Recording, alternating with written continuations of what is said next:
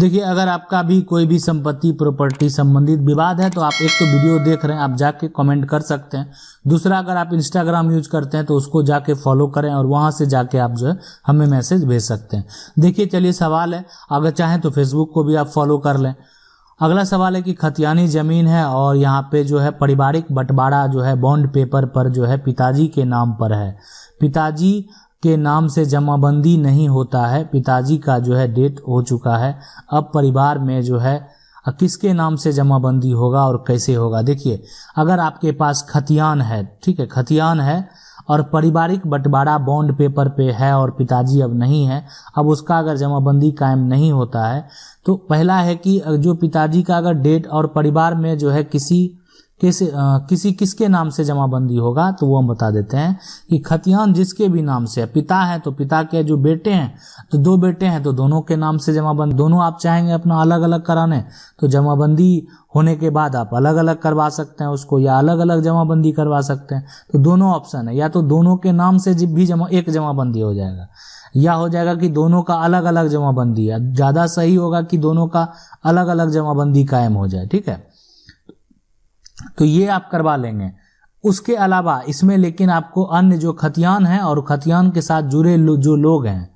मतलब अगर मान लेते हैं आपके पिता हैं, हो सकता है आपके चाचा भी जुड़े होंगे, तो आपको ये जो जमाबंदी अलग करवाने में उनका भी सहयोग यानी सपोर्ट लेना पड़ेगा, ठीक है। मतलब सपोर्ट लेने का मतलब है नो ऑब्जेक्शन लेना पड़ेगा कि आप जो कर रहे हैं उनको कोई ऑब्जेक्शन नहीं, आप सही कर रहे हैं, आप सही जगह पे हैं। और उसके बाद जो है सीओ के द्वारा जो है आपको वहाँ पे अगर शुद्धि पत्र दे दिया जाएगा तो फिर आपका जमीन का जो है जमाबंदी अलग अलग होगा और आप अलग अलग जमीन का रसीद भी कटा सकते हैं। चलिए अगला सवाल देख लेते हैं। ये पूछ रहे हैं सर जी जो है 3 दादाजी में मेरा दादाजी सबसे छोटे थे। तो 3 दादाजी में सबसे छोटे थे और अभी तीनों दादाजी का एक खतियान में नाम दर्ज हुआ है। बावजूद 3 एकड़ भूमि जो है निर्मित पुराना तालाब हिस्सा हमें नहीं दिया जा रहा और मेरा दादाजी के मृत्यु के बाद हमें वंचित कर रहे हैं। देखिए, अगर 3 दादाजी हैं और आपके जो दादाजी छोटे हैं और तीनों दादाजी का खतियान में जो है नाम दर्ज है, मतलब आपके छोटे दादाजी हैं, मान लेते हैं ये वाले हैं, और ये खतियान जो है वो तीनों के नाम पे है, तो खतियान में जितना भी संपत्ति दर्ज है ना, ठीक है, उसमें सबका समान अधिकार होगा।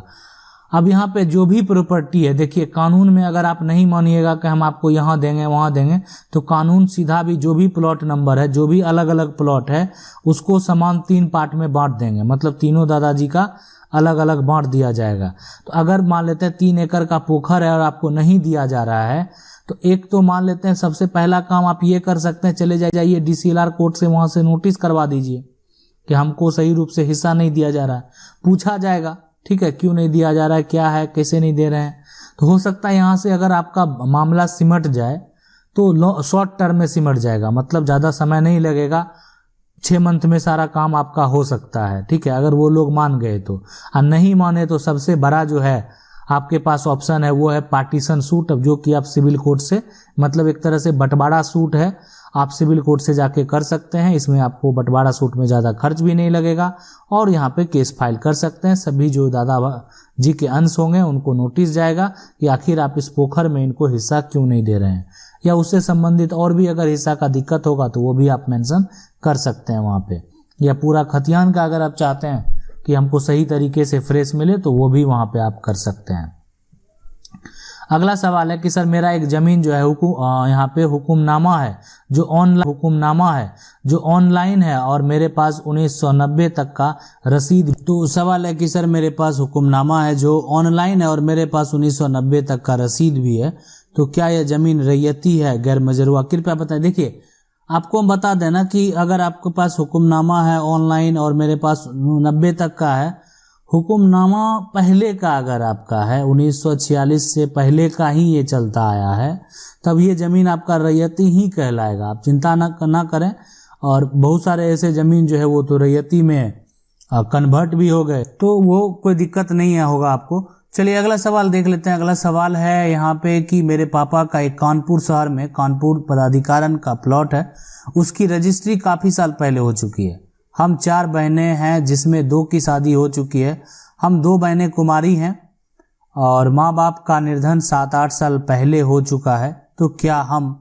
दो कुंवारी बहन उस प्लॉट का आधा आधा हिस्सा अपने नाम करवा सकते हैं? तो जो है कृपया करके बता सकते। देखिए यहाँ पे अगर मान लेते हैं कोई भाई नहीं है, सिर्फ दो ही बहन है, ठीक है, तो अब यहाँ पे वो प्लॉट अपने नाम पे दोनों बहन जो है वो करवा लेंगे, तो वो यहाँ पे वंशावली के आधार पे होता है। अब उसके बाद जो है यहाँ पे आप जो है यहाँ जो है वो 4 शेयर में बढ़ जाएगा, ठीक है, वो जो है ना आपका 4 शेयर में वो हो जाएगा डिवाइड। इसलिए कि दो बहन जिनका शादी भी हो गया, अगर वो नहीं लेना चाहे, आपको मान लेते हैं एनओसी दे दे, ठीक है, तो वो अलग बात है, फिर आपके नाम पे वो हो जाएगा। लेकिन अगर वो लेना चाहेंगे तो फिर वो एक तरह से उनके नाम पे भी होगा, ठीक है, तभी हो सकता है ये। अगला सवाल है कि सर मेरे जमीन दादाजी के नाम से है और जो है यहाँ पे किसी और के कब्जे में है, वो वहाँ पर कुछ जमीन में घर बनाकर जो है छोड़ दिए हैं, मेरा ऑनलाइन रसीद भी कट रहा है और वो भी ऑनलाइन रसीद फर्जी तरीके से कटा लिए हैं, तो क्या करें? देखिए किसी और के कब्जे में है और आप, ठीक है, वो जो भी करा रहा है, आपके पास अगर रसीद कट रहा है ना, तो बिल्कुल देर मत कीजिए, तुरंत टाइटल सूट उस पर कीजिए, ठीक है, और आपका जो है मतलब ठीक है वो घर बना दिया, जो कर दिया वहाँ पे ये चीज़ है, वो आप जाइए उसके लिए वकील से संपर्क कीजिए, घर वो बना दे, वो रहा उसमें नहीं रहा, बना के छोड़ दिया, अब वो बनाया कि आप बनाए वो तो अलग बात अब मेंशन करता है, ठीक है, लेकिन आप वहाँ पे एक तरह से कब्जा के लिए वहाँ पे आप टाइटल सूट करेंगे, आपका ऑनलाइन रसीद कटता है, सब कुछ है, आपको देर नहीं करना इसके लिए, ठीक है, आप बिल्कुल सिविल कोर्ट में टाइटल सूट उस पर कीजिए। अगला सवाल है कि सर मेरा जमीन खतियानी है, 2020-21 तक रसीद भी है, बट जो है वहाँ पे 4 खेसरा यहाँ पे खारिज जो है कवाला लिया है दूसरा आदमी ने, अब क्या होगा? देखिए अगर आपका जमीन खतियानी है, 2021-22 तक रसीद कट रहा है और 4 खेसरा जो है वहाँ पे खारिज करवा लिया कोई जमीन,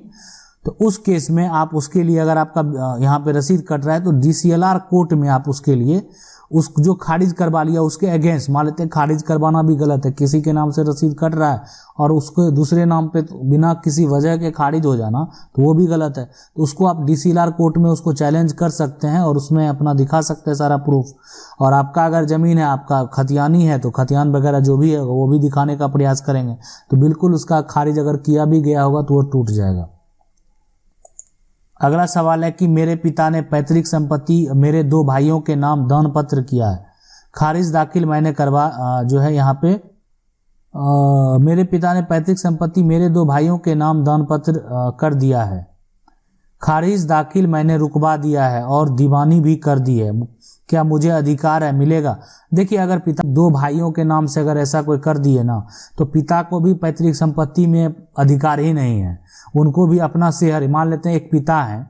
अब पिता के 3 बेटे हैं, ठीक है, अब 2 को वो चाहेंगे कि हम अपना संपत्ति पैतृक वाला दे दें, तो पिता का वो संपत्ति थोड़ी है, वो तो पैतृक संपत्ति है, और जिस दिन बच्चे का जन्म हो गया घर में उस दिन से उसका अधिकार होता है हमारे कानून में। तो इसलिए यहाँ पे उस केस में पिता का जो है शेयर उतना ही बनेगा, मान लेते हैं पैतृक संपत्ति है, अब ये 4 पार्ट में डिवाइड होगा, तो एक पार्ट पिता का शेयर होगा, वो आप जो करें, अब वो अगर वो कर देंगे तो उनका सारा कुछ चला जाएगा,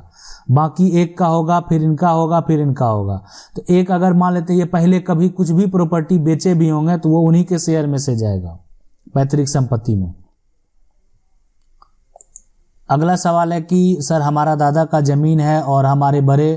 पिता नहीं देते हैं, उसके लिए क्या करना पड़ेगा? 12 साल से जो है खेत बुआई कर रहे हैं, देखिए अगर दादा का जमीन है, बड़े पापा नहीं दे रहे हैं, और क्या करना 12 साल 13 साल से कोई मतलब नहीं है, वो आपका पैतृक संपत्ति है, यहाँ पे कोई कब्जा वगैरह ये सब कुछ भी नहीं चलेगा, ठीक है, और आपका वो एक खेत वाली जमीन है, सीधा पार्टीशन सूट कीजिए कि आपको हिस्सा सही से नहीं मिल रहा है, बस यहाँ पे कोई कब्जा वाली बात ही नहीं है, आप उसके हकदार हैं, पार्टीशन सूट फाइल करेंगे, आप जो है नोटिस जाएगा कि आप हिस्सा क्यों नहीं दे रहे हैं, बड़े हैं तो नहीं, अगर वो जैसे करेंगे जो होगा अपने उनको वहाँ पर स्पष्ट करना होगा।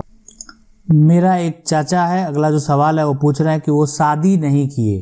है ना, शादी नहीं किए हैं, अब जो है यहाँ पे भविष्य में करेंगे भी नहीं, और वह मेरे पापा के साथ जो है मेरे ही परिवार में रहते हैं, चाचा के मरने के बाद उसके ज़मीन पे किसका अधिकार होगा, और क्या उसके ज़मीन जो है करें, वसीयत जो है बनाने का जो यहाँ पे या रजिस्ट्री करवा लें, ठीक है, इसके बारे में बताइए। देखिए, अगर आपके जो पिता हैं, पिता के नाम जो है यहाँ पे पिता है और यहाँ पे जो चाचा है, ठीक है, मतलब पिता है और चाचा है, और यहाँ पे कोई भी वंश नहीं है, ठीक है, आप हैं या भाई होंगे या नहीं होंगे वो यहाँ पे डिपेंड। लेकिन अगर ये चाचा जो हैं और चाची हैं दोनों का डेथ हो जाता है, कोई भी वंशज नहीं है, तो इसका पहला जो अधिकारी होते हैं, ठीक है, वो एक पिता होते हैं। मान लेते हैं पिता भी जीवित नहीं है, तो दूसरा अधिकारी वो जो है उनके जो वंशज हैं वो जो है उनके जो वंशज हैं वो होते हैं। तो इसलिए आप रजिस्ट्री कराएं नहीं कराएं, ठीक है। अब वो है कि देखिए, एक होता है कि विश्वास वाली बात, कि ऐसा नहीं कि चाचा बेच दे, किसी को लिख दे, तो उसमें अगर वो वसीयत दे रहे हैं तो बनवा सकते हैं,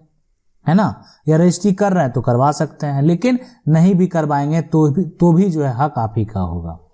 आशा करते हैं वीडियो अच्छा लगा होगा। वीडियो अच्छा लगा वीडियो को लाइक जरूर कर दीजिएगा। चैनल को पहली बार देख रहे हैं सब्सक्राइब करके जो बेल आइकन